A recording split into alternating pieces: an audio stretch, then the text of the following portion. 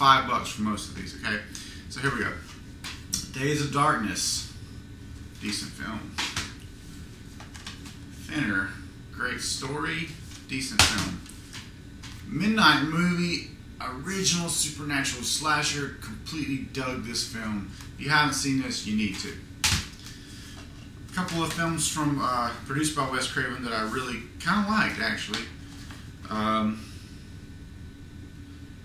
Dracula 2000,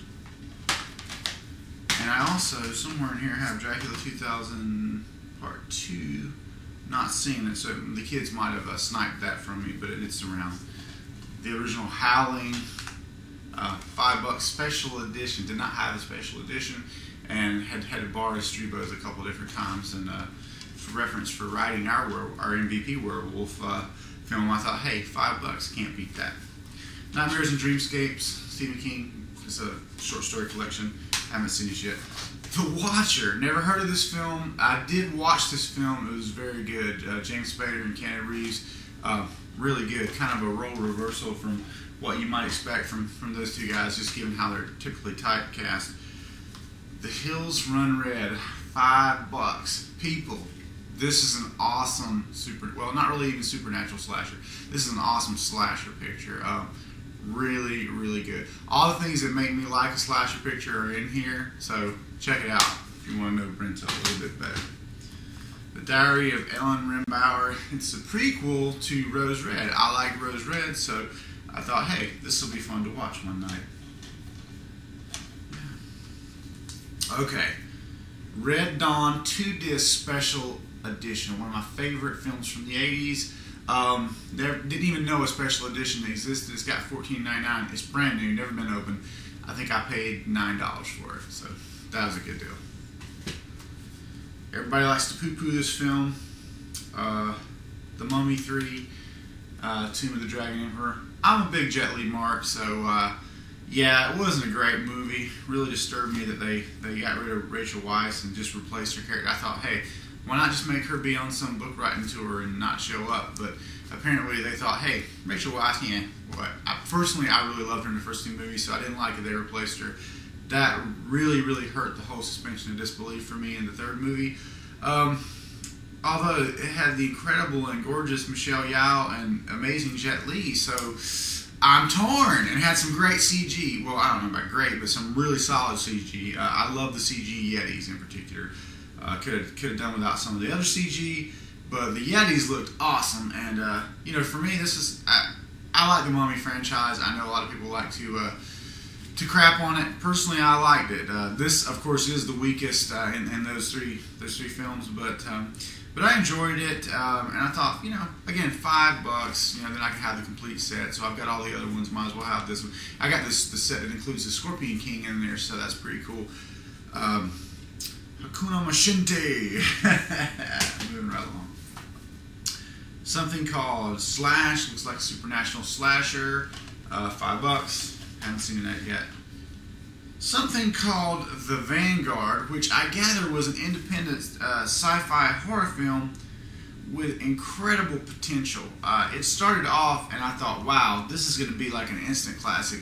Unfortunately, it was too ambitious. It tried to be too many different things, and it kind of ended up going nowhere. But still, if you're into that like post-apocalyptic Mad Max survivors, zombie-infected type film, I think you know what I'm talking about. There's plenty out there that try to do all that. It had its moments. It had kind of an interesting hero in that he.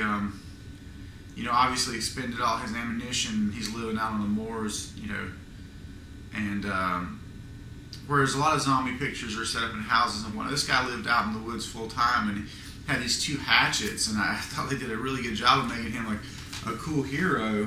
So I enjoyed that. Okay, moving right along. Got a few more things here and mix some of mine in. Bone Sickness. Now, Bone Sickness is made from guys like us, basically MVP, and they're really dedicated to gore.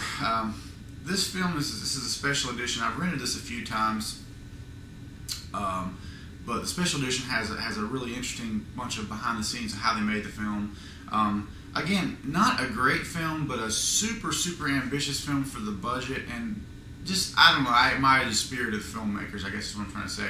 And the behind the scenes for me made it worth having this DVD. You know, they built a cemetery in their garage, and they did fire stunts inside their house. I mean, it's crazy. Nobody died on this, frankly.